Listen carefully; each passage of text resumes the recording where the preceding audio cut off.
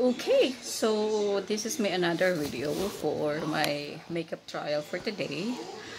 I don't know guys if it's improving, but I still don't know how to contour.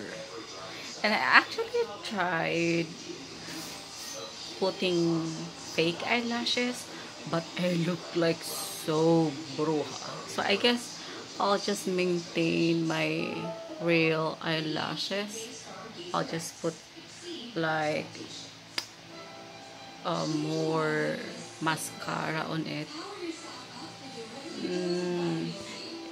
And I don't know how to do the cut eye thing.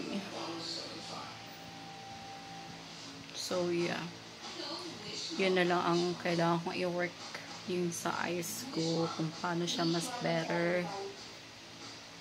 That's all.